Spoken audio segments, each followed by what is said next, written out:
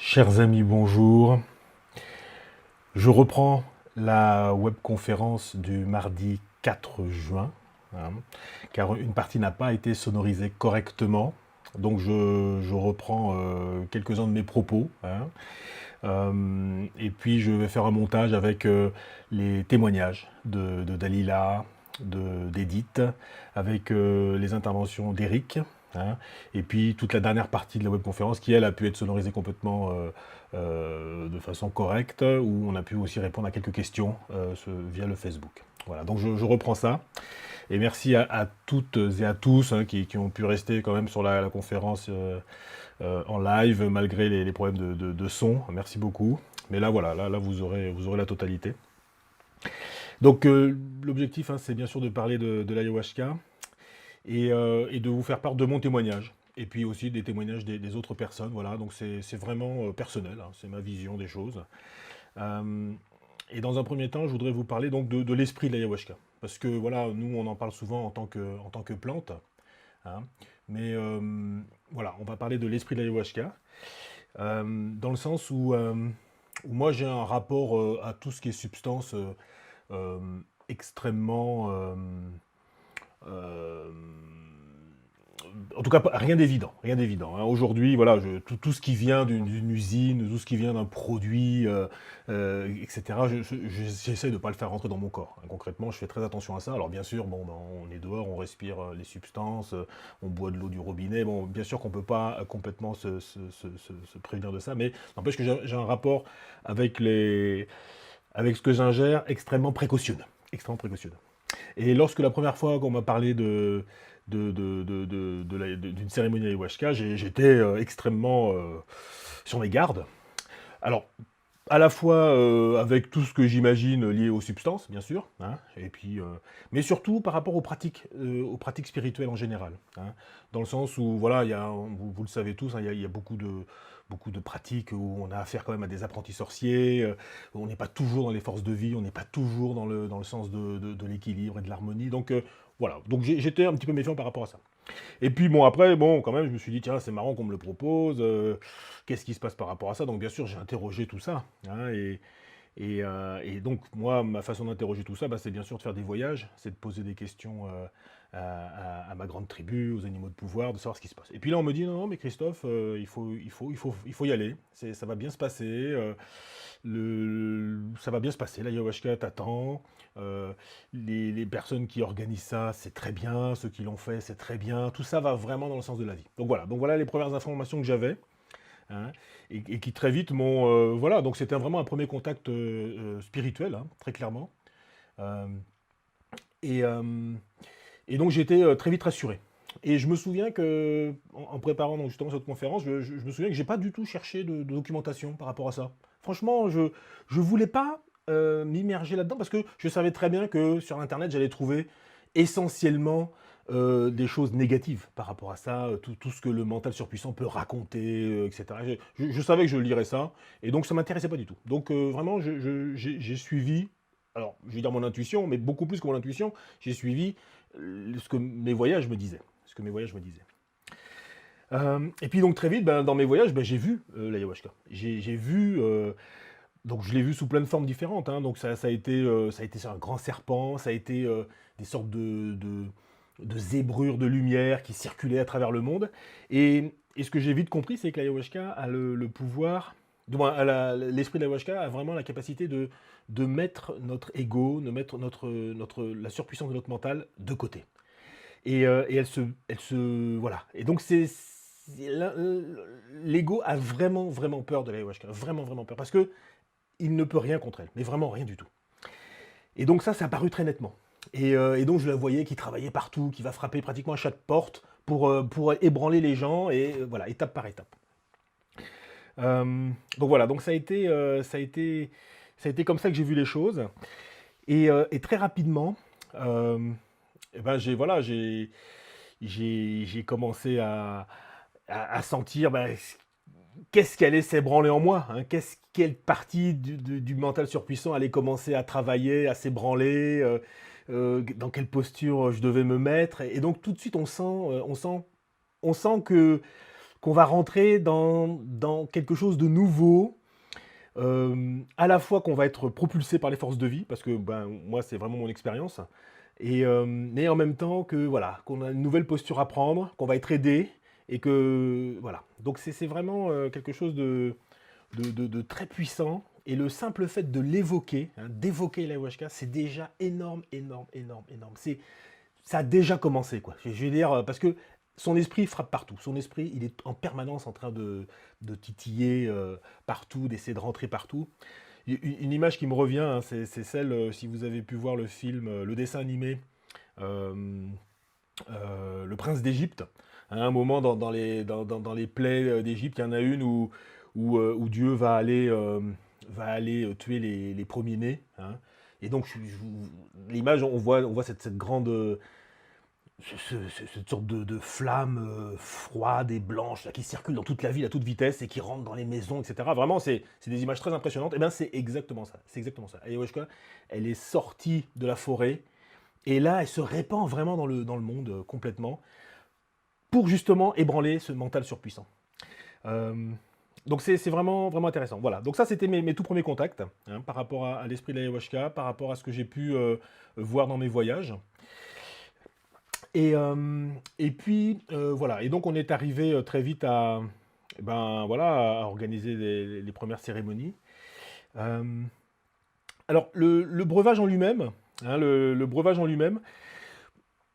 Alors, moi aujourd'hui, je vais dire qu'il n'y a pas besoin de prendre le breuvage pour que l'ayahuasca pour que l'ayahuasca ait un effet sur vous, hein. Je veux dire, elle est vraiment puissante, quoi. Elle est vraiment puissante. Donc, voilà, elle travaille sur nous tous déjà, et ceux qui vont accepter l'élan qu'elle nous propose sont déjà en mouvement grâce à elle. Mais toujours est-il que pendant les cérémonies, eh ben, on boit un breuvage, hein, qu'on peut appeler ayahuasca, mais qui est un breuvage constitué de plusieurs plantes, hein, minimum deux. Eric, dans le montage, je vais mettre les propos d'Eric, à qui vous parler de ça de façon très très complète, hein. Voilà. Et donc c'est vraiment quelque chose qui est fait. Voilà, il y a plusieurs jours de cuisson, plusieurs semaines de cuisson, hein. On peut parler presque d'un mois de travail, hein. Il y a un savoir-faire. Voilà, on ne peut pas s'improviser euh, distilleur d'ayahuasca ou autre parce qu'il y a vraiment un vrai savoir-faire. Et moi, dans mon expérience, les gens avec qui j'ai travaillé, ils sont vraiment bien. Ils sont vraiment propulsés par les forces de vie. Et ça, je le sais parce que j'ai fait des voyages et c'est des infos que j'ai eues. Et c'est comme ça que je sais, et c'est comme ça que je fonctionne, hein. Voilà, donc on a notre intuition, on peut la confirmer par les voyages, et voilà. Mais donc ça, c'est important. Et ça, c'est vraiment, vraiment important parce que il existe de tout. Il existe de tout et vous le savez bien. Donc voilà. Donc je vais passer ça avec Eric. Bon, les gens qui me connaissent le savent.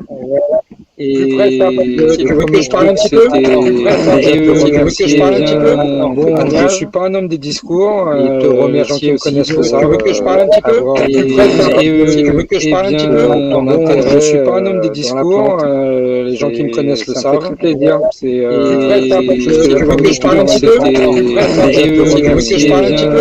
bon, je suis pas un homme des discours, et te Les gens qui remercier me aussi connaissent le de savent. Tu veux que je parle un petit peu? Plus près, ça, parce que si tu veux que je parle un petit peu? ton Bon, intérêt, je suis pas un homme ça des marche, ça, le son discours, tranquille?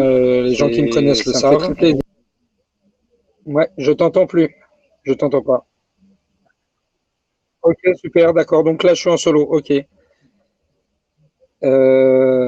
Pour parler du breuvage, j'ai participé à plusieurs, ce qu'on appelle des fétios, c'est-à-dire des productions de breuvage.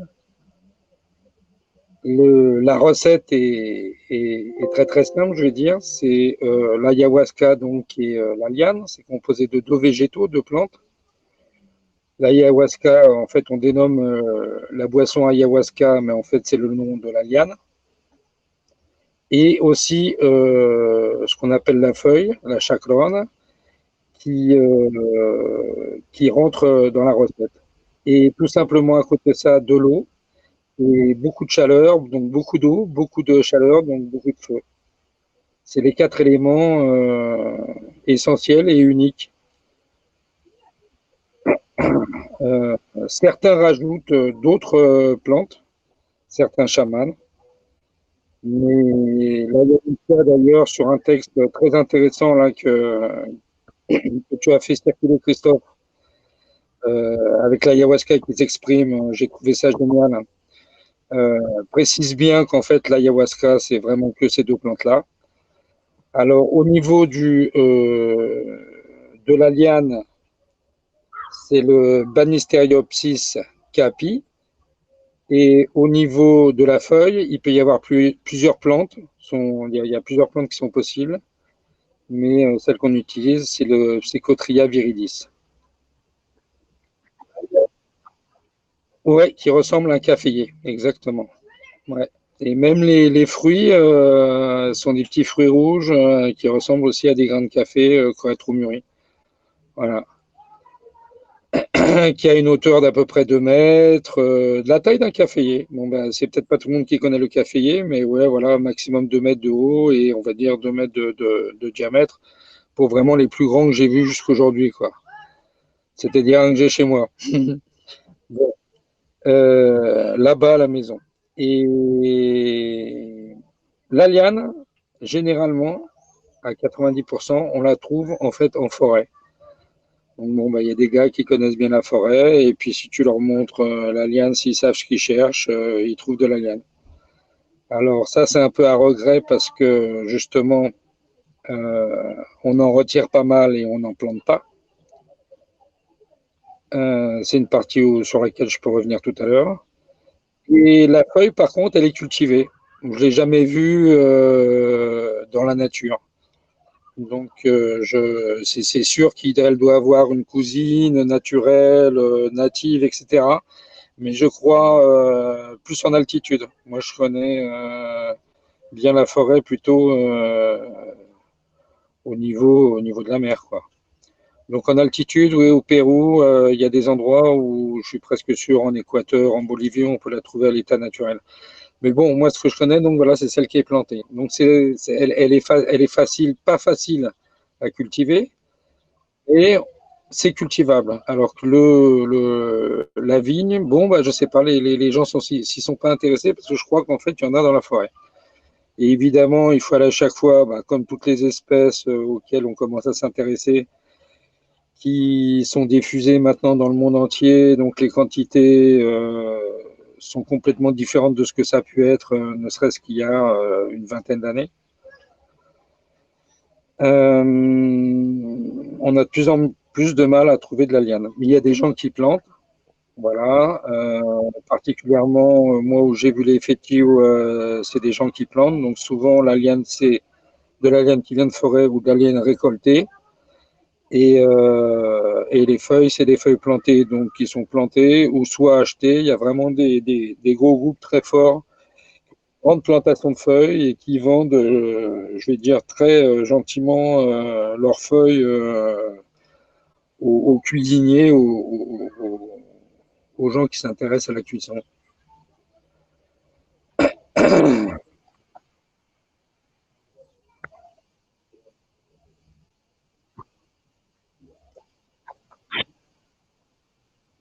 L'élaboration du breuvage, en fait, c'est toujours, voilà, donc on répète, mais parce qu'en fait, vraiment, c'est la base, c'est les feuilles, la liane, beaucoup d'eau et beaucoup de feu. Donc, on commence par récolter les feuilles, tout simplement tirer les feuilles sur les plants qu'on a. Il y a beaucoup de gens qui retirent tout, c'est-à-dire toutes les feuilles, ils laissent l'arbre nu. Moi, je fais pas ça, bon, bah, parce que c'est pas mon but non plus. Mais on peut retirer une bonne partie des feuilles et puis bon, bah, tout simplement laisser quelques mois la plante pour refaire des feuilles. Donc, on est sur l'équateur, il n'y a pas d'été, il n'y a pas d'hiver, donc il n'y a pas de saison, voilà. Donc c'est simple, on retire les feuilles, elles repoussent et on les retire et l'arbre grandit. C'est des arbustes, des petits arbustes, on va dire. Des arbustes de petits porcs. Et la liane, on récolte, donc on se sert vraiment de la liane. La liane aussi avec quelques feuilles et des petites branches différentes, on se sert vraiment de la grosse partie de la liane. Et plus elle est ancienne, mieux c'est. C'est-à-dire des lianes qui vont commencer, on va dire, à 10 cm de diamètre, c'est vraiment le top. Bon, bah, évidemment, quand on récolte une liane en forêt, ils essayent de tirer dessus, d'aller jusqu'au bout, mais elles montent dans les arbres, elles s'accrochent partout. Donc, on a vraiment, même en s'acharnant, on a fait la plus grosse partie. C'est ce qui nous intéresse de toute façon. Là, ça ne veut pas dire qu'aussi on ne peut pas éduquer les gens qui cueillent en forêt, puisqu'évidemment, ça part du sol, la liane. Et il y a toujours plein de départs, donc, puisque ça n'a pas été taillé. Et pourquoi pas, évidemment, laisser au moins une ou deux lianes sur ce pied-là ouais, pour revenir plus tard. Ouais. Si, de toute façon, elle est taillée à ras, elle n'est pas arrachée, c'est ce que les gars font pas, parce que de toute façon, ça ne servira à rien. C'est sûr que la liane va repartir. Hein. Là, ça repart. En plus, évidemment, bien plus vite qu'une liane qu'on aurait plantée, parce que celle-là, déjà, elle a un système énorme, etc. Donc, ça a plein de rejets. Voilà. Je l'ai jamais vu, mais j'en suis. Si, j'ai déjà vu en plus. Ouais. Donc, ça marche. C'est même, voilà, c'est même, ça serait même bénéfique, plus bénéfique, tu vois, de faire produire des lianes qui sont déjà là depuis des dizaines, des centaines d'années, que d'en planter des nouvelles. Hein. C'est un peu comme les arbres. Hein. Je veux dire, un gros arbre, il va séquestrer tant de tonnes de carbone par an, et puis celui que tu viens de planter, que dalle, parce qu'il est vraiment trop petit, quoi. Voilà. Donc, qu'est-ce qu'on fait? Les feuilles, on les lave, évidemment, et la liane, on la coupe transversalement, c'est en bout de, on va dire, un demi-mètre. Et la particularité pour la cuisson, c'est que cette lane, il faut qu'elle soit écrasée. Donc, il y a tout un rituel qui est génial. C'est-à-dire, on prend on est en Amazonie, hein. Donc, on prend des troncs d'arbres qui sont coupés à une certaine hauteur devant lesquels on peut s'asseoir, si tu vois, comme un billot. Et puis là-dessus, on a des cassettes, c'est-à-dire des gros,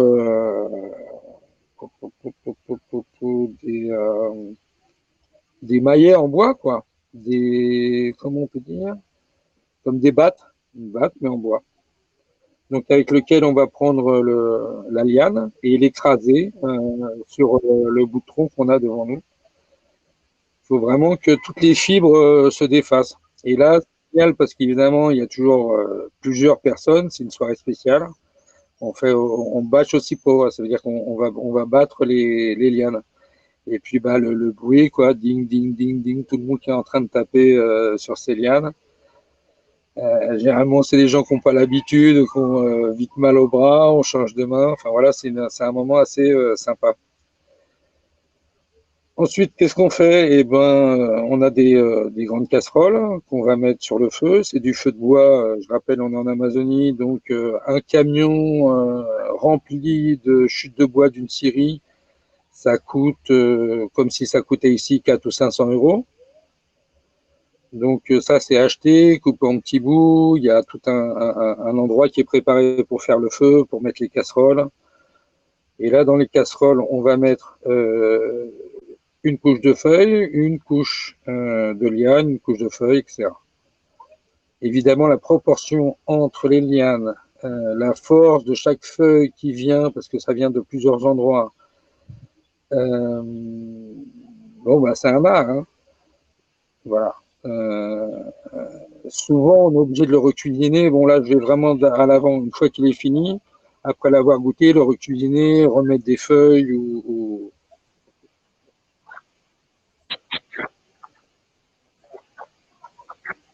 Voilà. Alors, donc là, qu'est-ce qu'on fait? On a des grandes casseroles d'eau, donc on remplit ça d'eau, on fait bouillir pendant des heures sur le feu.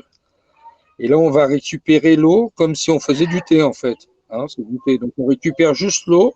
Là, c'est un peu périlleux parce qu'il faut laisser le matériel dans les casseroles, c'est-à-dire les feuilles et les lianes, et récupérer l'eau. Là, on récupère un thé, qui est comme une eau teintée comme un thé, vraiment. Et on fait ça plusieurs fois, jusqu'à ce qu'on puisse laver vraiment toutes les feuilles et toutes les lianes, c'est-à-dire jusqu'à ce que l'eau sorte claire. C'est comme si on remettait de l'eau sur un thé, tu vois, comme dans du thé, tu ferais une théière. Le premier soit super noir, le deuxième un peu plus clair. D'ailleurs, les connaisseurs font ça, d'ailleurs. Hein, et là, on fait ça jusqu'à ce que l'eau soit complètement claire. Donc, il n'y a plus rien dans les feuilles ni dans les lianes. Et cette eau-là, ce thé-là, on le stocke. On le stocke, on le stocke, on le stocke. Une fois que ça c'est fait, on enlève les feuilles et les lianes des casseroles. Et là, on revient avec juste le thé qu'on fait réduire. En fait, c'est très simple, hein. C'est énorme parce que c'est des milliers de litres et il y a 14 casseroles et tu as 25 mètres cubes de bois. Et, ouais, bon. Et ça dure entre 10 et 20 jours. 24 heures sur 24. C'est 24 heures sur 24. Ah, c'est génial, hein. Donc, bon, évidemment, la nuit, ça se calme. Il n'y a que deux, trois gars autour du feu. S'il y a une urgence, il faut vider l'eau, etc. Ils sont là. On ne remet pas trop de bois. Le feu est calme. Et puis, bah, pendant la journée, quand il y a plus de monde pour aider, là, on remet du bois à l'eau pour que ça bouge, etc. Voilà. Donc là, c'est comme tout ça, c'est en extérieur. Il n'y a pas. On imagine, je ne sais pas, parce que oui, là, j'essaie d'imaginer. On imagine peut-être un hangar, etc. Non, tout ça, c'est juste dehors. Il y a une bâche au-dessus du feu, vraiment au cas où il pleuve beaucoup. Et puis, c'est tout. Voilà, tout se passe dehors, sous les étoiles. L'eau, c'est un élément super important parce que évidemment, on va le réduire. C'est-à-dire qu'on va l'amener pour retirer les substances, beaucoup d'eau, et ensuite on va le réduire. À la fin, dans le breuvage, il reste presque plus d'eau. Mais c'est une partie très importante. Donc, l'eau doit être de très bonne qualité. Le feu, si possible, de bois. Et puis, tout doit être quand même relativement propre. Mais je dis, on est dehors. On est dehors, tout le monde pieds nus, dans la terre. Enfin, voilà. Ouais. Après, on fait réduire, réduire, réduire, réduire, réduire. Il y a la mise en bouteille aussi qui est, bon là je rentre un peu dans le technique, mais qui est aussi un peu délicate, parce que si on veut le garder évidemment un certain temps, il faut faire ça aussi proprement, c'est-à-dire nettoyer les bouteilles à l'alcool, les remplir vraiment jusqu'au ras-bord, les fermer pour qu'il n'y ait pas d'air. Voilà. Bon, bah ça, c'est dans le cas, évidemment, on veut garder les bouteilles ou la boisson pendant plusieurs mois. Moi, j'ai déjà gardé pendant plusieurs années, hein. Donc, ça bouge pas. Au début, je ne sais pas pourquoi, parce que j'ai participé aussi justement à la création d'un rituel. Donc j'ai commencé à avoir vraiment des toutes petites quantités, des loupés, la liane c'était pas la bonne, on ne le savait pas, et voilà. Et jusqu'à aujourd'hui où il y a des productions de plusieurs dizaines, voire quelques centaines de litres, avec une toute autre technique. Donc au début, on avait pas mal de problèmes de fermentation, ce qui fait qu'on n'utilisait que des bouteilles de coca parce qu'en fait c'était les seules qui tiennent à la pression en fait. C'est dingue. Et par rapport aux autres bouteilles, on va dire, qui sont beaucoup plus fragiles, on ne pense même pas à une bouteille d'eau, quoi. Mais aujourd'hui, on continue à la bouteille de Coca, qui évidemment c'est du recyclage, puisque c'est des bouteilles qui sont récupérées. Et c'est un peu dommage que ça soit dans du plastique, c'est sûr. On n'a plus du tout de problème de fermentation, et j'ai plus jamais vu de bouteilles gonflées, etc. Bon. Donc, on pourrait peut-être même passer au verre, c'est-à-dire quand tu es sûr que ça ne fermente pas, tu peux mettre ça dans une bouteille en verre. Ou à moins d'avoir des bouteilles comme des bouteilles de champagne qui résistent à la pression. Bon. Tout ça, c'est à discuter. Je voulais un peu expliquer ici le principe, hein, qui sera plus clair si on fait des recherches sur Internet, il y a plein de trucs. Dans la liane, on trouve des alcaloïdes d'Armala. Donc l'armine, l'armaline et le THH, c'est le tétrahydroarmanine. Au début, en fait, des tests scientifiques sur le produit, on pensait que les effets venaient de là. En fait, pourquoi il y a ces deux plantes? C'est ça, hein. Pourquoi deux et pourquoi celle-ci? On a, nous, des MAOA, c'est-à-dire des monoamines oxydases, c'est-à-dire qui bloquent la DMT. Et la DMT, elle se trouve, elle, dans les feuilles. La DMT, c'est la déméthyltryptamine. Et c'est elle qui a les effets de, c'est elle qui procure les effets plutôt de vision, de couleur, de beauté, d'étoiles, etc. Et comme nous, on a naturellement ces MAO, donc qui détruisent automatiquement par la bouche la DMT très très vite. C'est pour ça que la DMT pure, ça a des effets de quelques minutes. Donc c'est comme une sorte de protection, évidemment, comme à chaque fois. Et là, donc, on a les alcaloïdes de la liane qui vont venir bloquer. Hein, c'est des inhibiteurs MAOA. Donc, ils vont venir bloquer ces MAO qui vont empêcher de détruire, si tu veux, la DMT dans le temps, enfin, moins vite. Donc là, on a quelques heures devant nous. Donc, c'est ce qui se passe. C'est à peu près, bon, 1h30, 2 heures, tu as vu. Hein, Alors, la cérémonie en elle-même va consister justement à faire des voyages conscients euh, avec, en ayant ingéré le breuvage. Alors bon, il y a plein de rituels différents, hein, et un des rituels consiste à prendre plusieurs doses, hein, échelonnées dans le temps, voilà, de façon à voir comment les choses réagissent en nous, comment on vit ça, parce que il y a bien sûr des appréhensions, hein, pour beaucoup d'entre nous, et donc ça permet de gérer encore ça, hein. Euh, donc voilà, donc on va rentrer dans ce détail-là, mais avant la cérémonie, il y a tout le temps préparatoire. Et ce temps préparatoire, je vous ai dit, il commence déjà au moment où vous parlez d'ayahuasca, mais il commence surtout au moment où vous savez qu'à telle date, il va y avoir ça. Et donc à partir de là, vraiment beaucoup de choses bougent. Vous sentez, vous avez des signes, vraiment, je veux dire, bon, on vit tous beaucoup de synchronicité, on a beaucoup de signes, mais là, je vous dis, à ce moment-là, on sent qu'il y a une sorte de foisonnement, voilà, on sent que l'univers se met à envoyer encore plus d'informations, ça bouillonne dans tous les sens, par rapport justement à ce qui va se passer.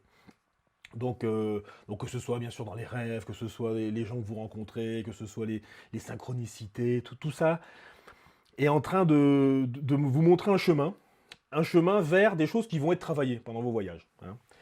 Euh, alors bien sûr, moi je parle en mode voyage conscient, parce que voilà, je considère que les gens qui viennent au stage, les gens que je côtoie, ils ont accès à ça relativement facilement, hein. En tout cas, ils ont conscience qu'ils peuvent avoir accès à ça, et ils peuvent faire des voyages ou se souviennent de leurs rêves, etc. Mais même pour ceux qui n'ont pas l'expérience consciente des voyages, voilà, ils sentent quand même ce qui se passe, ils sentent que tiens, ça va travailler sur mon grand-père, ça va travailler sur mes origines, ça va travailler sur ce qui s'est passé dans ma famille quand j'étais petit, ou sur ma mère. Je veux dire, on sent bien qu'il se passe quelque chose comme ça. Et donc non seulement il y a tout ça qui se met en place, mais surtout, c'est des choses qui vont aussi commencer à démanteler la surpuissance du mental, hein. Et ça apparaît à travers des résistances, ce que j'appelle vraiment les résistances. C'est-à-dire que votre ego, il va vraiment en prendre un sacré coup, mais vraiment, vraiment, vraiment un sacré coup. Et ça, il n'est pas complètement stupide, il se défend fortement. Donc il y a beaucoup de résistances qui vont apparaître, hein. C'est des résistances qui prennent alors les formes classiques, hein, à savoir ah mais non cette date, finalement ça marche plus, etc. Bon voilà, ce qu'on connaît de façon assez classique quand on va faire des nouveaux soins, quand on va faire des nouvelles choses. Mais ça prend des formes beaucoup plus fortes aussi, justement en allant récupérer des informations, vous voyez, qui sont vraiment liées au mental surpuissant, des informations médicales, des informations scientistes, des dogmes. Vraiment, on rentre dans des choses, voilà, où c'est la loi même qui se met à vous asséner des vérités, etc. Je veux dire, c'est vraiment, vraiment, vraiment puissant. Euh, et donc les résistances sont... c'est important de savoir qu'elles existent, hein, de les contempler pour à la fois, ça vous montre que vous êtes sur le bon chemin, et puis aussi, voilà, quand vous avez de l'expérience par rapport à ces résistances, vous savez rétrospectivement que c'est pas grand-chose, hein. Rétrospectivement, on dit putain, mais comment ça se fait que j'ai hésité à faire ci, à faire ça? On en rigole tous après coup. Mais à ce moment-là, c'est vraiment puissant. Donc ça crée des peurs, ça crée tout ce genre de choses qu'on vit tous, hein, qui nous ont des fois l'air insurmontables. Voilà, c'est important de le savoir et de l'accueillir. De l'accueillir et puis de récupérer de la force pour pouvoir passer ça. Et cette force-là, c'est dans les signes que vous allez recevoir, c'est dans les communications avec l'univers, dans vos voyages, hein, dans vos rêves. Voilà, vous allez recevoir de nouveau de l'énergie pour vous dire oui, oui, tu es dans le bon endroit, oui, c'est la bonne direction, oui, tu es protégé, oui, ça va bien se passer. Voilà. Et ça vous permet de faire la balance et avec votre élan à vous, ben voilà, de passer ce moment. De passer ce moment. Euh, voilà, donc tout ce qui est lié aux forteresses, hein, du mental surpuissant, voilà, moi, je parle du scientisme, je parle des, bon, je ne vais pas rentrer dans le détail, mais c'est voilà, on les sent vraiment, vraiment proches. Donc ça peut être bien sûr vos proches, hein, ça peut être vos proches qui vous parlent, qu'est-ce que tu vas faire, etc. Ça peut être des trucs, des lectures à la télé, etc. Euh, mais même intérieurement, vous sentez voilà que vous déconstruisez des choses parce que ben voilà, nous sommes des occidentaux, on a été construits d'une certaine façon et tout ça bien sûr ben, nous coupe hein, des autres réalités, cette mental surpuissant. Et donc voilà, donc là ça résiste, mais ça fait partie du jeu. Ça fait partie du jeu. Euh, Pendant la période préparatoire, très vite on sent qu'on va se mettre dans une autre posture. On sent qu'on va se mettre, on sent qu'on nous emmène dans une nouvelle direction et qu'il faut se positionner d'une nouvelle façon. Et dans ce positionnement, il y a la notion de détox. Il y a la notion de stopper des choses liées à nos constructions mentales, que ce soit dans notre façon d'agir, que ce soit dans nos attitudes, que ce soit dans les produits qu'on ingère. Et c'est vrai que bah, moi j'ai quand même l'impression qu'on est quand même dans une grande société un peu de l'alimentation. Hein. Et donc on se rend compte qu'il y a beaucoup de produits qu'on ingère qui sont de très mauvaise qualité, qui sont vraiment néfastes, qui nous permettent de tenir debout, hein, c'est souvent, mais voilà. Et donc, à un moment, il y a cette notion de détox. Il y a cette notion qu'il faut lâcher des choses. Et donc, j'invite vraiment chacun à prendre du temps pour justement démarrer quelque chose autour de ça. Alors, bien sûr, on va parler de jeûne, d'abstinence. C'est chacun comme il l'entend. C'est vraiment, il n'y a pas d'abac avec machin, à 12 heures il faut faire ci, et le vendredi il faut faire ça. Il n'y a pas du tout ça. C'est vraiment chacun.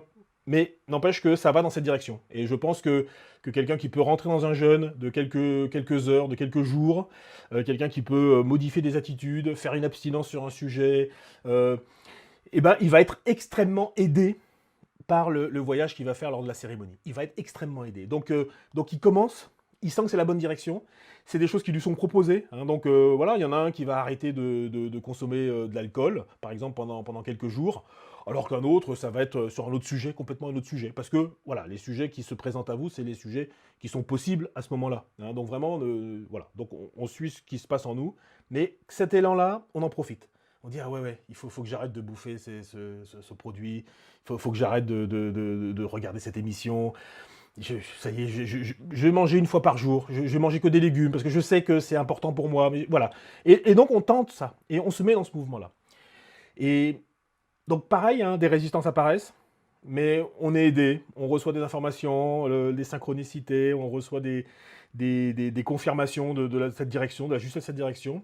Et puis le jour de la cérémonie, eh ben, le travail qui a déjà été amorcé, il est extrêmement aidé, il est propulsé. Vraiment, vous allez voir, c'est vraiment, vraiment puissant. Donc voilà, il y a vraiment cette notion de détox.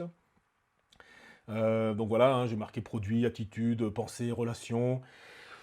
Moi, je propose voilà, un jeûne alimentaire à 24 heures, un jeûne sec à 6 heures avant. Hein. Mais ça reste vraiment des propositions. Hein. Chacun fait ce qu'il veut. Ceux qui n'ont jamais jeûné, c'est vraiment pas évident pour certains de faire un jeûne de 24 heures. Ceux qui ont l'habitude, voilà, ils peuvent faire 5 jours. Moi, je fais 2 jours très facilement. Il y en a plein qui peuvent faire 5 jours. Je veux dire, chacun son truc, chacun sa première étape. En tout cas, il y a vraiment cette notion qu'il faut changer, qu'il faut se mettre dans une nouvelle posture et suivre la nouvelle posture qui nous est proposée. Et il s'avère qu'elle ressemble beaucoup à une détox. Voilà, donc c'est intéressant. Ok. Alors, bon, vous avez vu probablement Eric parler justement de ce qu'on peut avoir comme contre-indication chimique. Hein. Donc moi, vraiment, je parle voilà, des antihypertenseurs. Alors, je prends tous les antihypertenseurs pour pas s'amuser à faire des distinguos, même si ça concerne que certains éléments. Et puis tout ce qui va être capteur de la sérotonine, qui, voilà, qui, dans la compréhension de cinématique chimique, on sent qu'il y a un problème. Voilà, donc c'est pas la peine d'aller titiller les choses à ce niveau-là. Donc il y a vraiment cette notion d'arrêter ça. Euh, Quoi qu'il en soit, bon, tous ces produits-là, on ne devrait pas du tout les prendre, on est bien d'accord, hein, que c'est un vrai problème. Si on prend ça, c'est que bah, ça va pas, ça va pas beaucoup, hein. Et évidemment que les soins chamaniques, évidemment que l'ayahuasca, évidemment que le fait de vous reconnecter à votre âme va résoudre ce genre de choses. C'est évident, hein, c'est vraiment des béquilles, mais bon, c'est ainsi. En tout cas, il y a vraiment cette notion de faire attention à certaines molécules, et voilà celle dont je parle. Euh, alors, on est... voilà, pareil, l'arrêt des relations sexuelles, à J-2, voilà, donc pareil, hein, chacun sait comment il pratique les relations sexuelles, qu'est-ce qui se passe en lui, voilà, donc c'est une notion de détox, une notion de relâchement, de nouvelle posture, hein, c'est vraiment ça. La cérémonie en elle-même, hein, donc après les temps préparatoires, ben, la cérémonie en elle-même, ça va être les voyages. Ça va être le fait de voyager consciemment en ayant absorbé le breuvage. Donc, voilà, je vous disais qu'il y avait plusieurs modes, hein, à savoir qu'on pouvait faire une seule grande dose, on pouvait faire plusieurs petites doses. Bon, très vite, hein, dans les voyages, vous sentez que vous êtes propulsé, que vous allez beaucoup plus loin. Voilà, moi je me souviens de certains voyages où je savais que j'allais travailler sur des choses sur moi, donc je voyageais pour moi, je présentais des intentions pour moi-même, hein, et donc tout de suite j'ai vu que j'allais plus loin. J'ai vu que je voyais plus de détails, que j'allais plus loin, que voilà, je pouvais passer des portes, je pouvais aller voir des choses que d'habitude je voyais bien que mon ego m'empêchait d'y aller, que c'était des zones trop douloureuses pour moi. Et là j'ai pu aller plus loin. Et donc voilà, mais en même temps, il y a eu certains voyages où j'avais pas d'effet extraordinaire, quoi. Je me disais, bon, bah tiens, bah, c'est bon, bah voilà, ouais, ok, bon. Et puis, en reprenant une dose, je me souviens que voilà, je commence à avoir des sensations vraiment puissantes dans le corps, d'oppression, de mouvements musculaires, vraiment un truc, oh, et tout. J'étais vraiment angoissé. Je me disais, oh là là, Christophe, qu'est-ce que t'as fait? Là là, qu'est-ce qui se passe? Tout ça. Vraiment, j'avais une sorte de peur qui me submergeait. Et à ce moment-là, j'ai vu un de mes animaux de pouvoir, un lion, qui était voilà, qui me regardait comme une mère, comme un chien, comme une maman chien, vous voyez, qui est en train de dormir, avec tous ses petits, puis qui les regarde comme ça, puis de temps en temps qui ouvre un œil pour voir qu'il y en a, ils sont tous là, puis qui les ramène, Voilà, c'est exactement ça. Donc le lion m'a regardé avec l'air de dire, mais ça, ben oui, Christophe, tout va bien. Qu'est-ce qu'il y a? Pourquoi tu t'agites? Voilà. Et donc ça m'a vraiment, vraiment beaucoup rassuré. Ça m'a permis de continuer très facilement ou de passer ce moment d'angoisse. Hein, donc ça a été vraiment, vraiment un moment intense. Et puis ensuite, ben voilà, on va travailler des choses, mais qui avaient été annoncées, mais j'avais même pas idée de ce qu'il y avait derrière. J'avais même pas idée. On sent que notre ego ne permettait pas qu'on aille visiter ces zones parce que c'est trop douloureux, c'est trop loin, il va perdre de sa surpuissance. Il a construit sa puissance sur ces blessures-là. Donc si la blessure est solvée, c'est bien sûr lui qui perd de sa puissance. Donc vraiment, c'est vraiment des choses où on accède à des choses extraordinaires. Alors, c'est pas juste on accède à de l'info. Il y a des zones où on accède à de l'info, mais aussi on accède à de la guérison. On va chercher des morceaux d'âme, on récupère de l'énergie, on fait déchirer des structures, on fait émerger des personnages. Je veux dire, c'est vraiment puissant, puissant, puissant, puissant. Donc voilà, c'est vraiment une étape extraordinaire de guérison pour chacun. Vraiment extraordinaire. Donc je disais que la barrière de l'ego était repoussée. Alors bon, j'ai marqué la sécurité du monde chamanique. Ça veut dire quoi? Ça veut dire que par votre pratique chamanique, par votre pratique spirituelle, par votre confiance dans que vous êtes entouré, par le fait que vous savez que vous êtes guidé, hein, par votre pratique, ben, lorsque vous faites le voyage sous IHK, c'est pareil. Vous savez que vous êtes au bon endroit. Donc même s'il commence à y avoir des peurs qui viennent à ce moment-là, ben, vous pouvez avancer parce que, comme d'habitude, sauf que là, vous allez plus loin. Hein, donc là, l'exemple du lion, ben, c'est exactement ça. Mais il y en a plein d'autres. Hein. Moi, je me souviens d'autres cérémonies où je prenais une première dose, puis je sentais qu'il fallait que j'en parle une deuxième, mais j'hésitais. Et puis à une cérémonie, j'en ai pas pris, puis le gong a sonné, puis j'étais tout content, je me dis ah ouf, comme ça, le gong a sonné, j'ai pas pris, tu vois, j'étais presque content de pas avoir pris la seconde dose, du moins une seconde dose, parce que c'était tard dans la nuit. Et puis, et puis à une autre cérémonie, quelques jours après, je, je sais qu'il faut aller prendre cette seconde dose. Et donc là, je reprends du courage pour le faire. Mais pareil, le courage, il est venu pendant le voyage, il est venu par les informations, il est venu par toutes les synchronicités, parce qu'on est nombreux, donc il se passe plein de choses, il y a beaucoup d'interactions, conscientes, inconscientes, donc voilà. Et donc là, pareil. Et puis cette seconde dose m'a propulsé vers des choses complètement folles. Donc c'est vraiment... voilà, on a cette sécurité du monde chamanique qui nous permet d'avancer.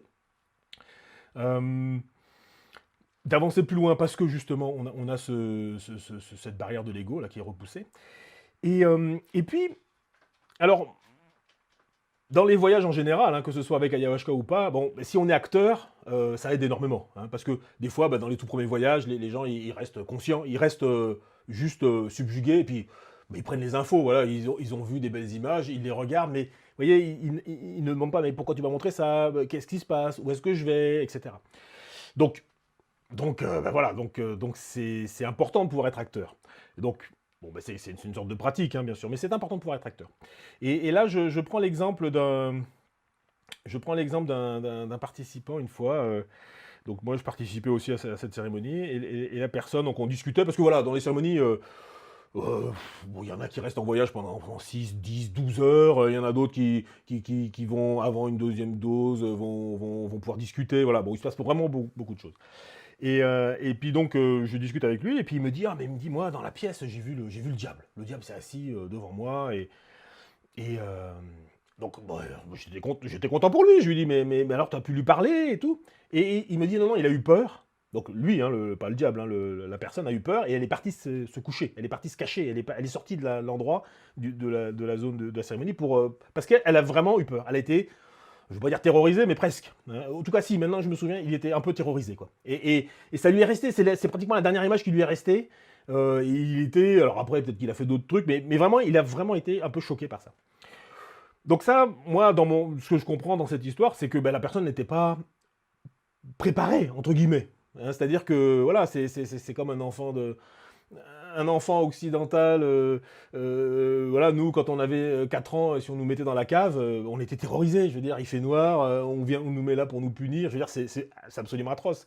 Alors que le même enfant qui vit avec des personnes qui lui parlent des esprits, qui lui parlent des énergies, si cet enfant vous le mettez dans la cave, vous voyez bien ce que je veux dire, ça ne change rien pour lui. Là, c'est pareil.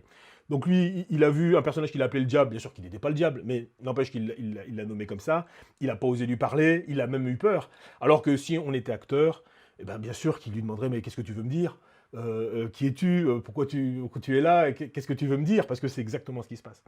Donc voilà, donc sécurité du monde chamanique, confiance dans ce qui se passe, acteur, et là, vous êtes tellement propulsé puissamment par ayahuasca que c'est absolument extraordinaire. C'est vraiment extraordinaire. Bon, d'ailleurs, vous allez voir les témoignages, vous allez entendre les témoignages de Dalila et d'Edith, hein, qui sont vraiment bien à ce niveau-là. Alors, exemple, voilà, donc je reprenais cet exemple-là. Alors pareil, bon, le voyage, il dure, voilà, on va dire une bonne dizaine d'heures, hein, entre les moments où vous dormez, les moments où vous êtes dehors, les moments où vous êtes debout, les moments où... Bon, voilà, il dure un sacré bout de temps, et on a accès à plein d'informations.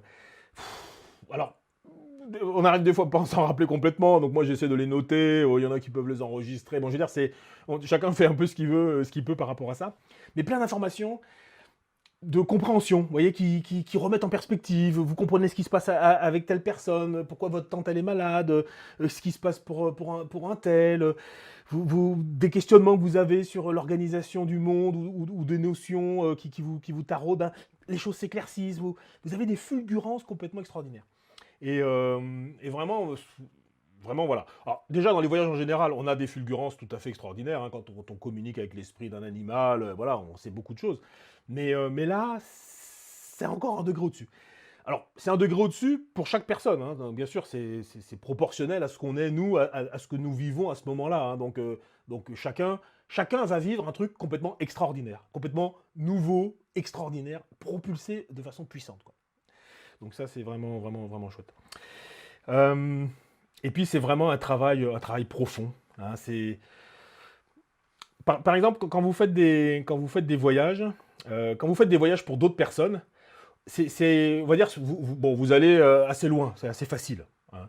Mais dès que vous faites des voyages pour vous, vous sentez bien que ça se limite, parce que justement, vous allez aller visiter des zones blessées et que votre mental surpuissant, bah, un de ses rôles, c'est de protéger ces zones-là, hein, c'est de ne pas aller les visiter. Donc vous sentez bien cette limite-là. Là, avec l'ayahuasca, on va beaucoup plus loin. Et là, et c'est vraiment indéniable, c'est extraordinaire, quoi. C'est vraiment, vraiment beau. Donc, d'où cette notion de profondeur. Et puis, il y a une continuité. Vous êtes acteur, vous voyez, c'est pas juste, vous n'avez pas juste une bribe d'un rêve comme ça, dont vous vous rappelez le matin, en disant, ah, mais c'est marrant, j'ai vu cette personne qui me regardait, c'était agréable. Puis voilà, vous avez ce souvenir agréable, mais ça s'arrête là. Là, non, là, c'est un souvenir agréable qui dure tout un temps, où vous êtes acteur, vous voyez les choses, vous êtes au cinéma. C'est une séance qui dure des heures de cinéma dans tous les sens. Je veux dire, voilà. Alors si en plus là-dedans vous pensez par moment être acteur, actrice, bah, c'est complètement extraordinaire, hein, être vraiment entreprenant, à discuter, ça devient vraiment, vraiment puissant. Donc voilà un petit peu ce que je peux en dire. Euh, alors bon, et après la cérémonie, voilà. Alors donc l'après immédiat.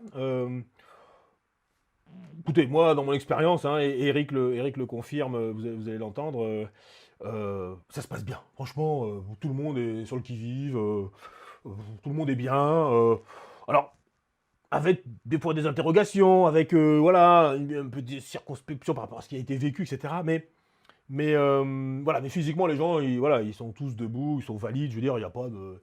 Je veux dire, moi, je bois, je trempe ma langue dans un verre de vin blanc. J'ai mal à la tête dans la seconde, quoi. Et puis ça dure 12 heures, vous voyez. Bon, voilà, les Washka, bon, voilà. Si on veut s'amuser à comparer les molécules ou je ne sais quoi, hein. Donc vraiment, voilà. Donc vraiment bien. Et puis, on est différent. On est vraiment différent. Il y a quelque chose qui change, vraiment. Voilà. Il y a des croyances qui disparaissent complètement. Il y a pas dire des certitudes, mais de la confiance. Edith utilise le mot foi. Moi, je l'utilise pas trop parce que pour moi, il est un peu trop connoté. Mais voilà. Mais il y a de ça qui se met en place. Il y a de ça qui se met en place, hein. Et voilà. Et donc, il y a vraiment quelque chose de puissant qui est changé. Il y a vraiment un avant, un après. Alors là, je veux dire, c'est indéniable. Bon, déjà, dans tous les soins, il y a un avant, un après. Mais là, les gens vous reconnaissent pas. Je veux dire, concrètement, ils sentent bien qu'il y a un changement. Et même vous sentez bien que les choses changent, que vous allez plus vraiment fréquenter les mêmes endroits, les mêmes personnes, les mêmes façons de faire. C'est vraiment prégnant. C'est vraiment prégnant. Donc voilà, voilà. Et ben maintenant, on va passer au témoignage, hein, on va passer au témoignage. Donc vous avez bien compris que les témoignages que vous allez voir, ben, c'est un montage avec l'enregistrement qui a été fait le mardi 4, hein, donc hier soir. Voilà, donc je vous prie voilà, d'accepter qu'on ait fait ce petit montage, hein, ça permet de pouvoir transmettre toutes les informations. Vous savez que voilà, qu'il y a le Facebook, qu'il y a le mail, etc. Donc vous pouvez poser des questions, vous êtes les bienvenus. Donc voilà, je vous souhaite une bonne journée et les témoignages arrivent tout de suite. À bientôt. Train En fait, on n'arrête pas de découvrir, hein, je veux dire, à chaque instant. Et pourquoi cette plante-là, c'est la plante des plantes, mais parce qu'en fait, c'est pas la plante, parce que c'est deux plantes. Je reviens à ce qu'on disait tout à l'heure, c'était un peu brouillon, là, le scientifique. De toutes les plantes que j'ai déjà appris, j'en ai déjà appris pas mal, des cactus, la datura, bon, bah évidemment la marijuana, le tabac, voilà. Même le vin, enfin, je veux dire, même le whisky, il n'y a qu'un produit à la base. Il y a une base, après, il y a des ingrédients, mais là, c'est vraiment, les deux sont. Ce que j'ai pas expliqué, en fait, ce que j'ai mal expliqué, c'est qu'on les prend séparément, ça ne fait rien du tout. Mais rien du tout. Mais vraiment rien. Et donc, dès qu'on commence à les mélanger, je veux dire, il y a quelque chose qui se crée, qui est, je crois, très particulier à ce breuvage. Euh, bon. Tu parlais du mental surpuissant qu'on appelle, enfin que moi j'appelle l'ego. Et et ben ces deux cavaliers là, c'est les ennemis de l'ego, on va dire. C'est vraiment les ennemis de l'ego. C'est pour ça que je dis souvent aussi par rapport à la cocaïne. Bon, quand on en parle, personne n'en consomme, mais c'est quand même le truc le plus consommé au monde. La cocaïne, c'est vrai, c'est juste l'inverse. D'accord? C'est le développement de le super ego, quoi. On a l'impression, on a l'impression qu'on a tout compris, on a l'impression qu'on a la patate, que tout le monde vous aime, etc., machin. Et là, ce breuvage, l'ayahuasca, c'est vraiment l'inverse. Donc c'est l'ennemi aussi de la cocaïne, quelque part. C'est pour ça qu'il y a pas mal de gens qui arrivent à décrocher de cette drogue par l'ayahuasca. Parce que là, alors là, ceux qui sont dans ce milieu du super-ego, la coke, le golf, le poker, les soirées, c'est ceux qui, ce qu'on on dit grossièrement, qui morflent le plus aux premières sessions, parce que vraiment, il faut travailler derrière, et c'est vraiment l'ennemi de l'ego. Et nous, intellectuellement, on n'arrive pas à le trouver et à le manipuler, à lui dire arrête, comme dans le Seigneur des Anneaux, quoi, Gollum et les deux, quand ils se regardent dans l'eau, etc. Je crois que tout le monde l'a vu. C'est vraiment l'ego super fort, les deux personnalités, en fait, l'ego. Et là, avec l'ayahuasca, en fait, tu découvres l'autre personnalité, c'est-à-dire toi, au fond, la cachée derrière, avec toutes les peurs qui sont générées par l'ego. Donc là, c'est le vrai miroir, on va dire. C'est vraiment le breuvage de l'autoconnaissance. Tu viens nous parler un peu de ton expérience, s'il te plaît. Alors, d'abord, bonsoir à tous. Je suis très heureuse de pouvoir justement partager l'expérience que j'ai faite de l'ayahuasca. Et je tiens à dire dans un premier temps que, effectivement, je connaissais très peu de choses sur l'ayahuasca. Et on m'aurait posé la question il y a quelques mois, est-ce que tu vas en prendre? J'aurais certainement dit, bien sûr que non. Et puis, tout comme l'a très bien indiqué Christophe, à un certain moment, je ne sais pas exactement pourquoi, j'ai ressenti que ce serait une expérience utile, voire bénéfique pour moi. Du coup, ce sentiment, ce ressenti s'est installé voilà, progressivement jusqu'à avoir la certitude que je ferais cette expérience. Et puis, connaissant Eric et Christophe, je savais que ça se ferait dans un cadre tout à fait sécuritaire. Donc, je me suis lancée. Et bien sûr, je n'étais pas très rassurée, parce que moi, je suis également quelqu'un qui a arrêté de prendre toute médication sous forme allopathique depuis plusieurs années. Je me sais très sensible à n'importe quelle substance d'une façon générale. Donc voilà, j'étais quand même pas très rassurée, mais décidée. Et donc le jour J et l'heure H se présentent. Pour pouvoir le faire dans de meilleures conditions, j'avais préparé mon corps et bien sûr aussi mon esprit. Mais bon, moi je jeûne assez facilement, moi, une fois par semaine. Et donc là j'avais décidé de faire un jeûne un peu plus long. J'ai fait donc un jeûne de 48 heures avant la prise du breuvage. Et voilà. Donc je prends ce breuvage et la toute première surprise que j'ai eue, très agréable, c'est le goût de breuvage. Je suis une buveuse de café, j'aime le café noir et sans sucre et je bois du café bio qui vient d'Amérique latine.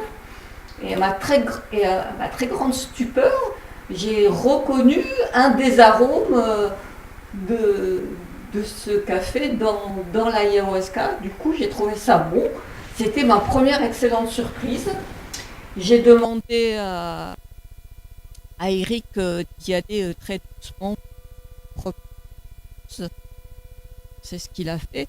C'est aussi une des choses qui fait qu'on se sent assuré, en sécurité.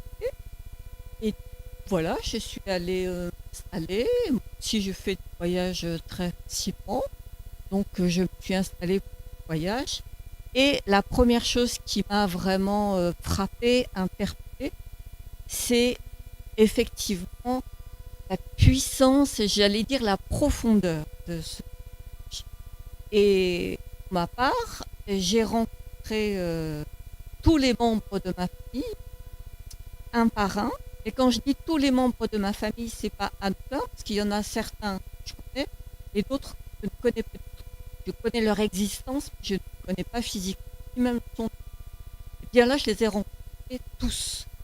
Et j'ai parlé avec le premier qui m'est apparu, c'est mon père, et ensuite c'est et ma maman, l'histoire est décédée depuis 2009, et j'ai eu une très très longue conversation avec ma maman, très très émouvante. Les larmes sont coulées, mais vraiment c'était puissance, mes mots, je dis extraordinaire. Et donc voilà, ça c'est cette rencontre a duré. Et puis effectivement, au bout d'un certain temps, j'ai senti que l'effet diminuait. Quand c'est proposé deuxième dose, j'ai soit qui conséquente. Et là, je m'apprêtais à repartir au voyage, mais très vite, des auras, des personnes. J'ai vu même dans la pièce des vides qui persistaient, qui étaient changeantes. C'était absolument merveilleux. Puis j'ai fait tout un tas d'autres expériences. Et puis à un moment, bien sûr, je savais bien, je me doutais bien que j'allais rencontrer des endroits de moi-même qui allaient m'effrayer un peu. Et effectivement, c'est ce qui a commencé à passer. J'ai commencé à voir un peu. Et puis, juste au moment où les choses commençaient à devenir un peu plus inquiétantes, j'ai entendu une voix très rassurante qui me disait « Dalila, approche-toi encore plus près, regarde encore plus près. » Et ce qui me faisait tellement peur se transformait jusqu'à me faire rire. Et j'ai ri, mais franchement, j'ai ri. Je ne sais ni combien de temps, ni de quelle façon. Mais j'étais... à chaque fois que je m'approchais d'une de ces situations à chaque fois, j'entendais cette même voix très rassurante qui m'incitait à aller voir encore plus près et qui faisait que les choses se dénouaient, me le faisait montrer d'une façon particulière que je pouvais recevoir. Et du coup, franchement, c'est pour moi, à mon sens, c'est vraiment une expérience à la fois merveilleuse, spirituelle et aussi bienveillante.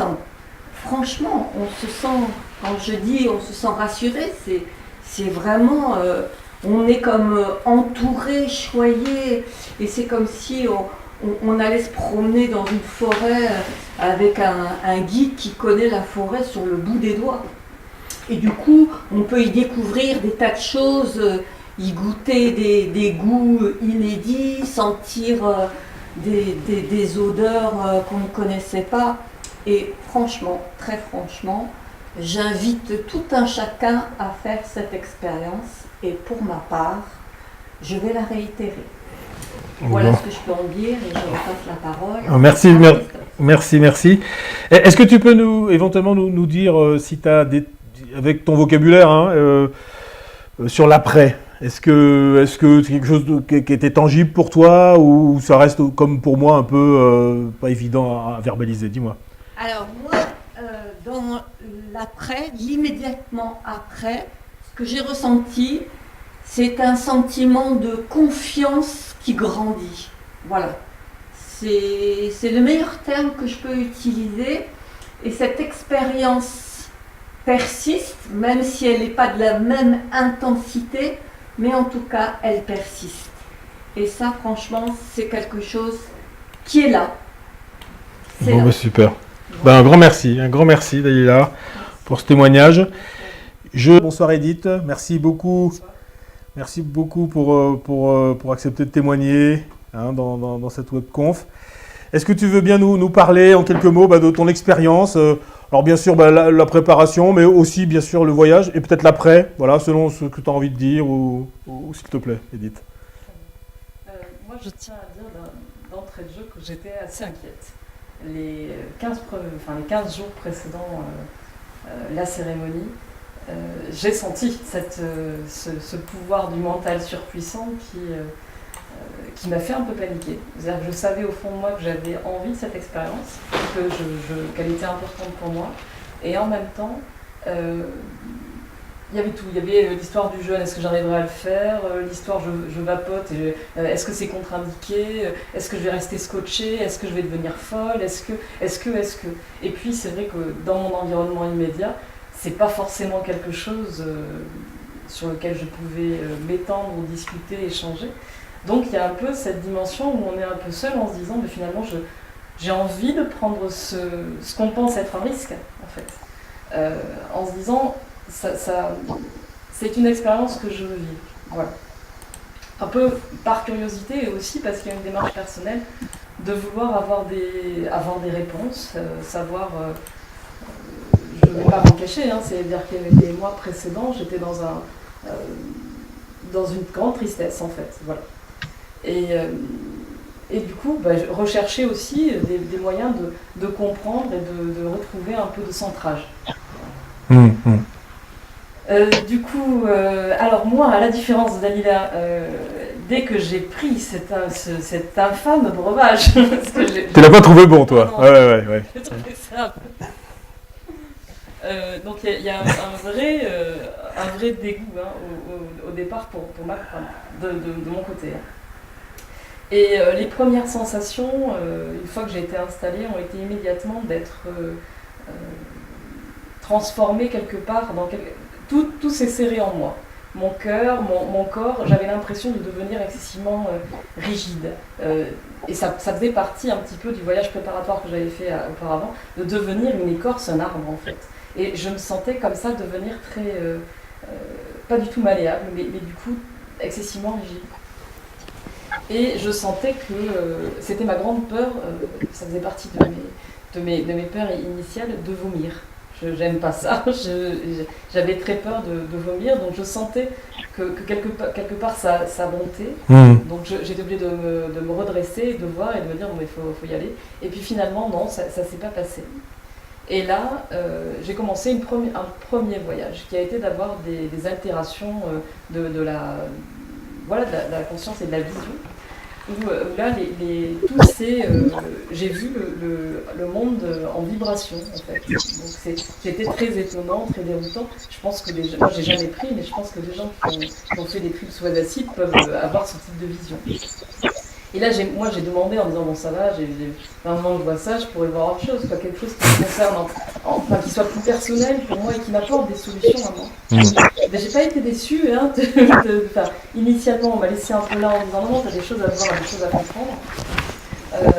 Et ensuite, une fois que j'ai compris que finalement, ça serait un petit peu trop long à expliquer, mais enfin, une fois que j'ai compris ce que je devais voir, à savoir que le chaos est propice et profitable et qu'il a le droit d'exister et qu'il donne des différentes variations et qu'elles sont importantes. Alors là, on m'a annoncé que j'allais vivre l'initiation et j'ai pas été déçue. Donc pour le dire en 2 mots, dans le plan personnel, j'ai quitté l'homme que j'aimais, que j'aime, je pense qu'on peut dire ça comme ça, en août dernier. Et là, je me suis retrouvée, en fait, lui était mort sur un autel de pierre. Et j'étais en train de le pleurer et de l'enduire, de loindre d'huile, en fait. Donc j'étais... donc physiquement, là, moi, je me suis mis vraiment à pleurer, en fait, dans le cours de la cérémonie. Ouais. Et je pleurais sur cet autel de pierre. Donc je me suis dit, ok, très bien, il est temps d'accepter et de faire le deuil de cette relation, de tout ça. Et puis bon, je commençais à être, vraiment avoir le cœur très gros, d'être rempli de douleur. Mais c'était pas ça mon initiation. Hein. C'est qu'après, en fait, j'étais sur une barque. Et là, j'ai compris en fait que je pouvais éloigner les éléments en utilisant ce qu'on m'avait montré au premier voyage, à savoir la vibration et par le chant, pouvoir écarter les éléments. Alors j'ai fait des études moi en archéologie, donc c'est vrai que tout est peuplé d'antiquités. Donc j'ai compris en fait que parce que j'étais complètement dans le noir, c'était un fleuve noir, donc j'étais sur le Styx. Et j'allais aux portes d'Hadès. Donc je me voyais comme un nouvel Orphée. Et je suis arrivée devant Hadès après avoir écarté les obstacles. Et j'ai réclamé l'homme que j'aime en fait. Et là on m'a dit qu'on me l'a rendu. Mmh. Et dès que j'ai touché sa main, parce que c'est ça qu'il faut quand même que je vous signale, c'est que j'ai quitté cet homme parce que moi je souhaite être mère et que lui ne peut plus en tout cas par trop de douleur être père puisqu'il a perdu un petit enfant d'une leucémie. Et pour lui voilà c'est impossible. Et là donc quand j'ai pris sa main pour qu'on puisse partir, j'ai senti toute sa douleur à lui, et j'ai été quelque part transportée dans son propre corps, alors que lui tenait la main de son enfant, alors que son enfant était en train de mourir. Et je me suis retrouvée dans cette situation, c'est indescriptible la douleur que j'ai pu ressentir. Et là, j'ai pleuré, j'ai demandé de l'aide. J'ai demandé de l'aide au guide, à la lune, à tout le monde. J'ai demandé de l'aide. Et à Eric aussi. Je lui ai dit ce qui se passait. Je lui ai dit que là, ce qu'on me faisait revivre. Et il s'est approché de moi. Et j'ai entendu à ce moment-là aussi Christophe qui est arrivé et qui s'est mis à vomir. Et je savais qu'à ce moment-là, lui venait m'aider. Je suis incapable de dire le temps que ça a duré, mais ça a duré un très très long moment où j'ai dû pleurer. J'ai permis à son enfant, je ne sais pas comment dire ça. J'ai accompagné son enfant et j'ai confié son enfant à tous les anges que je connaissais, à tout l'univers, pour qu'il soit protégé, pour qu'il soit chéri, pour qu'il soit béni. Et à côté de ça, j'ai essayé de vraiment transcender sa douleur. Tant et si bien qu'après, j'ai demandé à son âme si cette partie qui était glacée et qui était encore en train de tenir la main de son enfant pouvait revenir dans sa vie aujourd'hui. Là, son âme a accepté. Et j'ai senti, puisque moi j'étais avec son corps en fait, j'ai senti que son âme, elle réintégrait son cœur. Que tout d'un coup, ça a fait un clic. Son cœur a recommencé à se teinter de rouge, a recommencé à avoir de la pression, à avoir quelque chose. Et puis, j'ai senti qu'il remontait. Voilà, qu'il remontait, que mon travail était terminé. Là, j'ai compris que mon initiation à moi, là-dedans, c'était d'être une pleureuse, d'être en capacité d'aller secourir quelque part l'âme de quelqu'un pour lui permettre de transcender ça, parce que c'était tellement douloureux, tellement... Enfin, que c'était ce que je devais épouser faire. Donc moi, après avoir vécu ça, j'étais complètement... j'étais en larmes, c'était excessivement dur. Et je me suis dit, bon, mais je prends une autre dose, mais finalement, ce que j'avais à vivre avec l'ayahuasca, je l'ai déjà vécu. Enfin, je l'ai en partie vécu. Et là, je me trompais encore une fois. C'est que, à partir de ce moment-là, on m'a enseigné, en fait. On m'a enseigné vraiment la maya du monde. Mais après, c'est un descriptif impossible à expliquer, donc je ne veux pas forcément. Mais on m'a montré énormément de choses et je suis restée. Moi, j'étais sortie en fait. Dès que j'ai commencé à pleurer, je me suis isolée du groupe et je suis allée sous la lune dans un champ et j'ai passé la nuit dehors jusqu'au lever du soleil où le ciel s'est transformé en un immense planétarium et s'est constellé d'une multitude d'informations. Et ce que je peux dire à l'issue de ce voyage qui pour moi est une expérience mystique, vraiment c'est ce qu'on m'a fait vivre là et c'est plus fort que tout.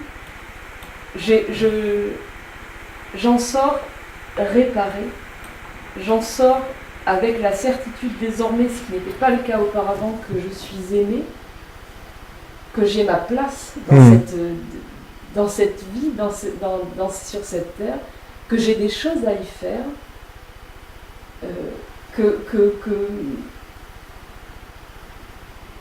oui, je suis réparée. Et je sais, j'ai désormais une foi en l'univers, et je sais que cet univers est accueillant pour tous. Voilà. Ah, mais super, Edith. Merci beaucoup. Je me permets de te poser une question. Est-ce que déjà dans ce voyage-là, t'as eu besoin d'aide, de soutien? Est-ce que tu as été actrice pour demander par où passer, comment faire? Et puis la deuxième question, c'est après, les semaines qu'on suivi, les mois qu'on suivi, comment ça s'est passé pour toi par rapport à ça? Comment tu as intégré tout ça? Ou si tu peux en parler, s'il te plaît. Alors, l'aide, je l'ai demandé tout le long en fait de l'expérience. Parce qu'il y avait des choses qui étaient excessivement difficiles à vivre pour moi et je sentais bien que j'avais besoin d'aide. Donc il y a quelque chose où je savais que j'étais entourée et que si je le demandais, j'aurais des gens avec moi. Tu étais actrice, quoi. Tu étais vraiment actrice là-dedans. Ouais. Mais je sais aussi qu'à des moments... mais ça, c'est peut-être toi qui dois le dire, parce que c'est ce que tu m'as dit par la suite, c'est qu'on t'a demandé de m'aider aussi. Donc il y a aussi ce truc de... Alors ouais. Ouais, moi je me souviens plus de tout, hein, mais effectivement. Mais en fait, ce que tu m'as dit quand on a discuté après, c'est effectivement qu'une grande forme bleue... Ah oui, venue à côté de toi, je me souviens. Sur le ventre, oui. Et que c'est à partir de ce moment-là que toi t'as compris aussi qu'il fallait m'aider. Ouais. Je sais que tu as vomi et que c'était aussi pour m'aider à traverser ça. Maintenant je me souviens un petit peu, tout à fait. Donc de l'aide j'en ai eu systématiquement. Après j'ai eu un temps... il faut que ça se pose tout ça parce que c'est pas complètement... Enfin, ça change tellement tout qu'ensuite il faut se recadrer et se replacer dans sa vie et voir ce qu'on en fait de tout ça. C'est un peu... Pour l'instant, ça reste encore nébuleux. Mais en tout cas, il y a comme pour Dalila, il y a une grande confiance. Et il y a une certitude que tout va bien, que tout sera bien, que tout est bien. Non, écoute, c'est super. Merci beaucoup. Merci beaucoup, Edith, pour ce témoignage. Donc oui, voilà. Moi, quand j'entends ce genre de témoignage, je pense au monde chamanique, je pense aux forces de vie, je pense à tout ce qui fait que, toutes ces forces qui font que notre âme redécouvre, que nous-mêmes, consciemment, on redécouvre ce que notre âme sait faire. Et notre âme, non seulement on a choisi notre incarnation, mais on est entouré d'une grande tribu lumineuse, on est entouré d'animaux de pouvoir, qui vraiment sont là pour nous aider, quoi. Donc quand on est près d'eux, on est extrêmement en sécurité, on est extrêmement puissant, on peut faire beaucoup de choses. Quand on est éloigné d'eux, parce qu'on est en train de visiter des zones difficiles, ou on est coincé dans des endroits, ils nous donnent la force d'essayer d'avancer, etc. Et donc là, quand Edith parle de tout ça, moi j'entends tout ça, et ça me fait vraiment plaisir que tu aies cette conscience aiguë, parce que voilà, c'est quelque chose qui est... quand on t'écoute, on sait que t'es pas en train de raconter un bouquin ou autre. Je veux dire, on sait que c'est vrai. Et donc, forcément, ça réveille quelque chose dans d'autres personnes qui disent, mais oui, mais voilà, et, ça me rappelle tel rêve, ça me rappelle le regard que j'ai eu hier dans le rêve. Voilà. Et donc, c'est ça qui est beau. C'est qu'on parle de la même chose, ça s'émerge par plein d'endroits différents. Et donc, ça permet de monter à la conscience tout ce qui se passe dans les autres réalités. Donc, super. Merci beaucoup. Merci beaucoup, Edith. Alors, on va passer aux questions. Hein, on va passer aux questions. Alors là, je me suis connecté au Facebook. Alors, il n'y a pas grand monde. Alors, je ne sais pas pourquoi. Bon. Et donc, il y a Sandra qui demande est-ce que. Alors, il est marqué nous ouvre-t-elle une vision réelle? Donc, j'imagine qu'elle parle des voyages ou de l'ayahuasca par rapport aux voyages. Bon, alors, moi, quand je lis ça, hein, la réponse que je vais faire immédiatement, c'est sous forme de question, c'est qu'est-ce que le réel, hein? Est-ce que le réel, c'est ce que TF1 nous raconte, ou est-ce que le réel, c'est ce que je vois dans mes rêves? Alors, bien sûr, on a été éduqués pour nous dire que les rêves, c'était n'importe quoi, et que TF1 disait la vérité, mais voilà. Mais il semblerait que ce soit exactement l'inverse. Donc oui, elle nous permet d'accéder à des choses extraordinaires, et des choses, justement, qu'on ne peut pas forcément voir, parce que, justement, il y a le filtre du mental qui peut être présent. Et donc voilà, donc le fait de partir en voyage, déjà, vous atténuez la puissance du mental, donc vous accédez à des informations. Et le fait de partir en voyage avec ayahuasca, vous allez encore plus loin dans tout ça. Et vous allez plus loin surtout dans des zones qui vous concernent, parce que c'est des zones qui, elles, demandent c'est les zones que l'ego protège le plus, celles où vous êtes blessé vous, celles liées à votre enfance, liées à vos origines. C'est les zones les plus difficiles à aller visiter. Donc oui, vous avez accès à des choses réelles, dans le sens où vous comprenez, voilà, Dalila a expliqué, elle a pu parler avec ses parents, avec des ancêtres, avec des gens vivants, vous comprenez des relations, moi, lors des voyages, donc effectivement, là, Edith a parlé du fait de pouvoir soigner, de pouvoir intervenir chez certaines personnes, donc c'est effectivement ce qui se passe hein, dans les cérémonies, des fois j'interviens, mais en même temps, j'ai des compréhensions sur plein de choses. Des amis m'avaient demandé de faire des guidances pour eux pendant cette cérémonie, donc j'ai pu en faire aussi.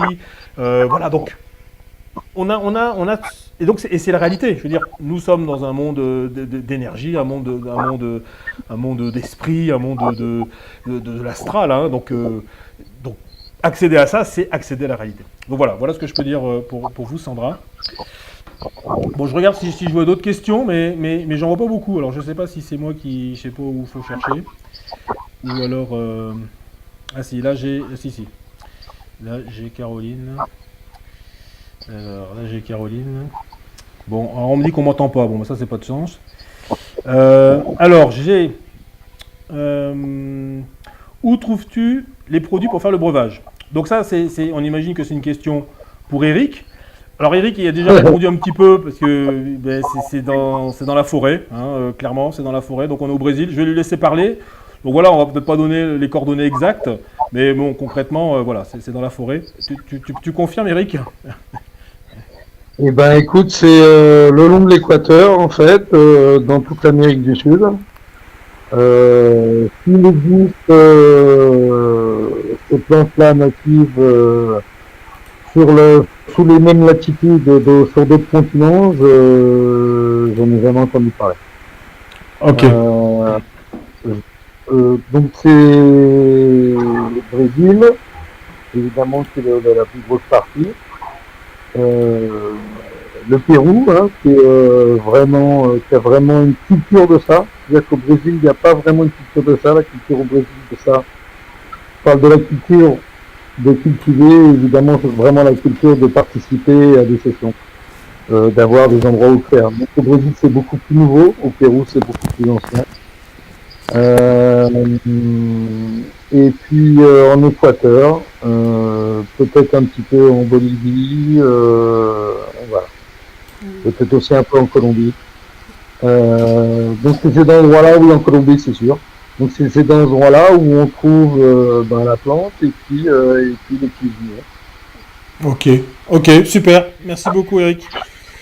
Alors, là, j'ai une question. À propos de la première question, il faut faire une énorme différence entre les hallucinations et les visions complètement différents. Alors, Les hallucinations, moi j'ai pris des produits hallucinogènes, donc là on voit des trucs qui n'existent pas, des éléphants bleus, des fois c'est même vraiment plein de fois c'est pas sympa, les gens pensent à des monstres, etc. Et là c'est vraiment des choses qui n'existent pas. Les visions c'est autre chose, les visions c'est on va dire quelque chose qui existe, hein, entre guillemets, mais qu'on n'a pas, on n'a pas l'occasion ou les pouvoirs de pouvoir discerner ça dans notre état normal. Donc c'est vraiment très différent. Par exemple, moi je sais que dès le début, depuis tout le début au Brésil, souvent les câbles électriques sont apparents. Moi je vois toujours l'électricité circuler dans les câbles sous forme de lumière, bleu, rouge, et pas toujours, mais à certaines occasions. Donc bon bah voilà, c'est ce que j'appelle des visions. Après, des hallucinations, c'est complètement différent. Voilà, on peut se renseigner là-dessus. ouais, mais c'est super. Non, non, mais tu fais bien de le préciser. Et effectivement, dans les voyages, on a accès donc aux visions, tout à fait. Et des fois, effectivement, et d'ailleurs c'est une question qui revient souvent quand on parle justement des voyages du mental, c'est est-ce que le mental peut créer des images, quoi. Et là, quand tu me parles d'hallucination, eh ben moi maintenant je vais utiliser ce mot-là, parce que le mental crée des hallucinations et les voyages permettent d'accéder à des visions. Et c'est vraiment, vraiment bien dit. On a une question de Caroline. Caroline qui demande, alors elle n'était pas là au début, bon, et elle demande quels sont les dangers. J'imagine que tu as déjà expliqué, mais je viens d'arriver, désolé, car je sais qu'il faut être bien accompagné pour cette rencontre puissante. Alors, bah écoute, pour résumer par rapport à ce qu'on a dit, Caroline, alors, il y a des dangers, on va dire, d'interaction médicamenteuse, molécules, cinétiques, chimiques, etc., etc.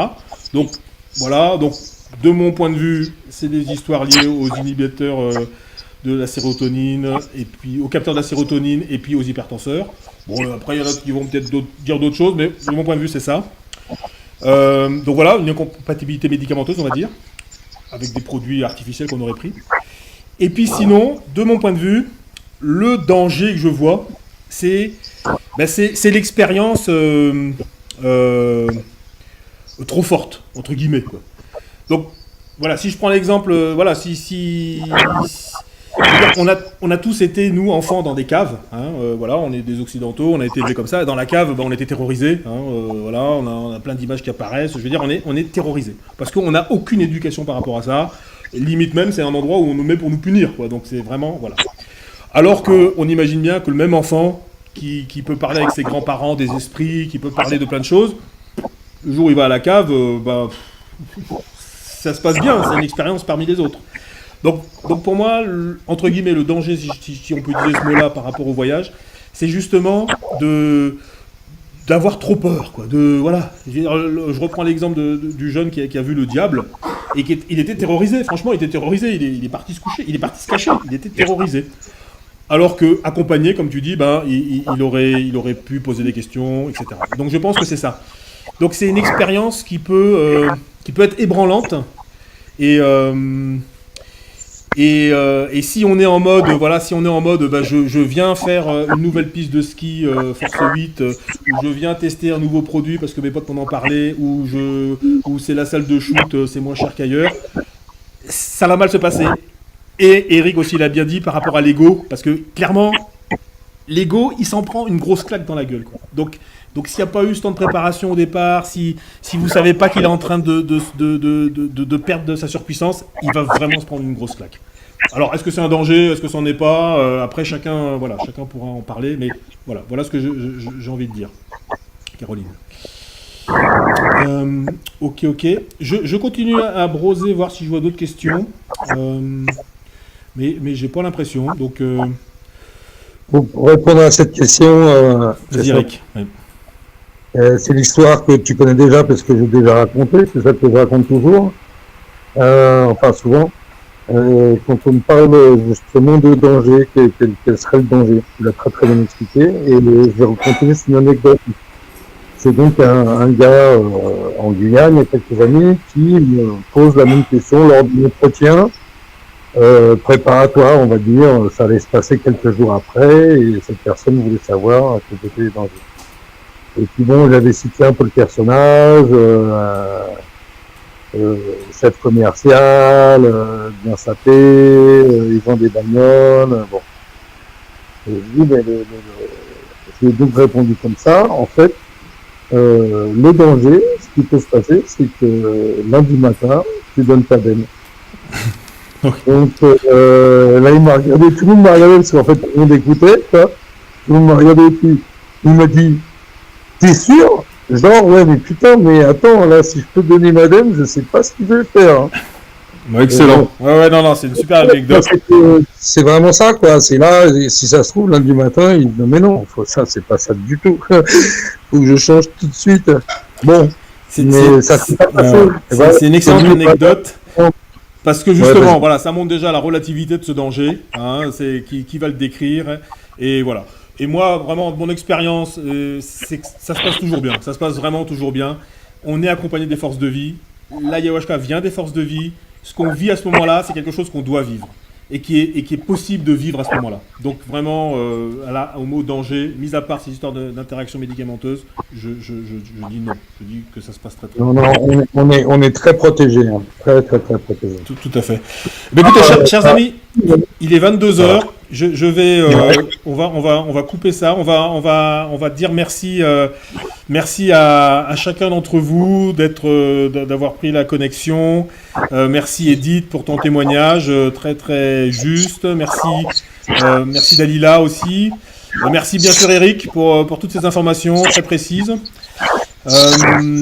Bon, vous avez le Facebook, hein, donc vous savez que vous pouvez nous poser d'autres questions. Hein, il y aura probablement un replay. Hein, bon, je vais voir un peu l'état de la vidéo, mais il y aura probablement un replay, donc ce sera l'occasion pour vous de continuer par rapport à ça.